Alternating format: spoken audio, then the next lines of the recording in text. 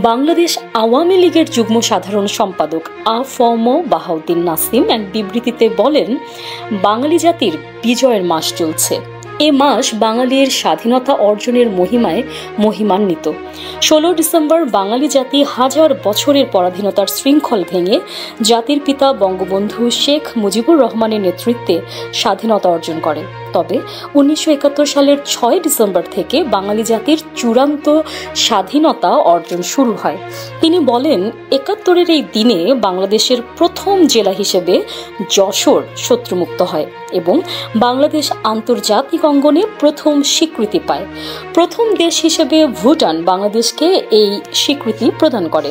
এরপর ভারত বাংলাদেশকে স্বীকৃতি প্রদান করে, যারই ধারাবাহিকতায় 16 ডিসেম্বর বাঙালির সুমহান বিজয় অর্জিত হয় এবং পৃথিবীর মানচিত্রে স্বাধীন সার্বভৌম বাংলাদেশের অভ্যুদয় ঘটে। বিবৃতিতে তিনি বলেন, বাঙালি জাতি ঔপনিবেশবাদী পাকিস্তানি শাসক গোষ্ঠীর শাসন, শোষণ, দমন, পীড়ন ও অত্যাচার নির্যাতনের বিরুদ্ধে দীর্ঘ 24 বছর লড়াই সংগ্রাম করেছে। বঙ্গবন্ধুর ভাষায়, বাংলার মানুষ তাদের রাজনৈতিক, অর্থনৈতিক, সামাজিক ও সাংস্কৃতিক মুক্তি চেয়েছিল। বাঙালির আত্মনিয়ন্ত্রণের অধিকার আদায়ের প্রতিটি ধাপে জাতির পিতা বঙ্গবন্ধু শেখ মুজিবুর রহমান নেতৃত্ব দিয়েছিলেন। নির্দিষ্ট লক্ষ্য, উদ্দেশ্য ও চেতনাকে সামনে রেখে স্বাধীনতার জন্য বাঙালি জাতি মরণপণ লড়াইয়ে ঝাঁপিয়ে পড়েছিল। তিনি আরও বলেন, মুক্তিযুদ্ধের আকাঙ্ক্ষা ছিল সাম্য, মানবিক মর্যাদা ও সামাজিক ন্যায় বিচার এবং বাংলাদেশ হবে ক্ষুধা দারিদ্র্যমুক্ত।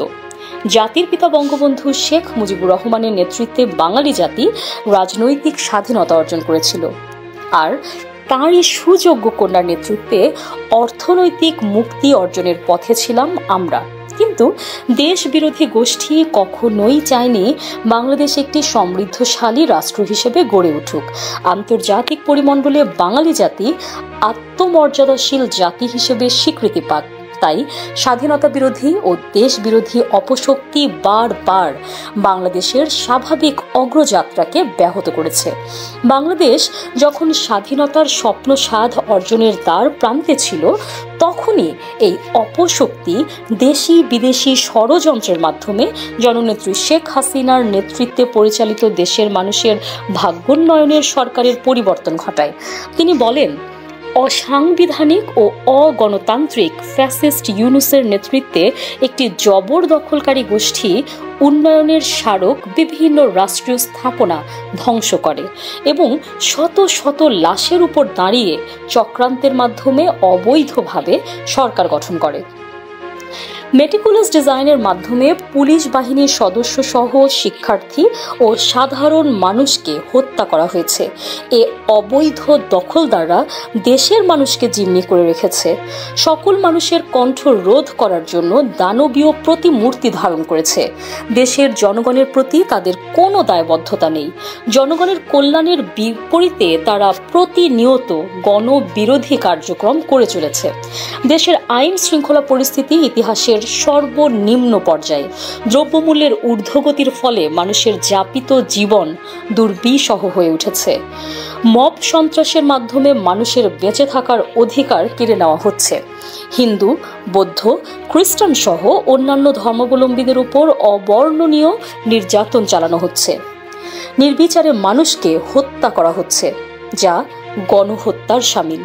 অথচ রাজনৈতিকভাবে উদ্দেশ্য প্রণোদিত হয়ে বঙ্গবন্ধু কন্যা শেখ হাসিনা ও আওয়ামী লীগের নেতাকর্মী এবং 14 দল সহ অন্যান্য নেতৃবৃন্দের নামে হয়রানিমূলক মিথ্যা মামলা দেওয়া হচ্ছে।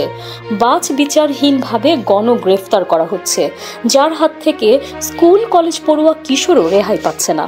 পাবলিক প্লেসে যত্রতত্র নারীকে হেনস্থা করা হচ্ছে। মত প্রকাশের ন্যূনতম জায়গা না থাকায় সমগ্র দেশের মানুষ শ্বাসরুদ্ধকর পরিস্থিতিতে দিনানিপাত করছে। আমরা অবৈধ দখলদার ফ্যাসিস্ট ইউনূস সরকারের এই ধরনের হীন কর্মকাণ্ডের তীব্র নিন্দা ও প্রতিবাদ জানাই। এই বাংলাদেশ আমাদের মুক্তিযুদ্ধের আকাঙ্ক্ষার বাংলাদেশ নয়। আমাদের কাঙ্ক্ষিত মাতৃভূমি গড়ে তোলার জন্য মুক্তিযুদ্ধের চেতনার প্রত্যয়ে দীপ্ত দেশপ্রেমিক সকল মানুষকে এই অপশক্তির বিরুদ্ধে লড়াই চলমান রাখার আহ্বান জানাচ্ছি।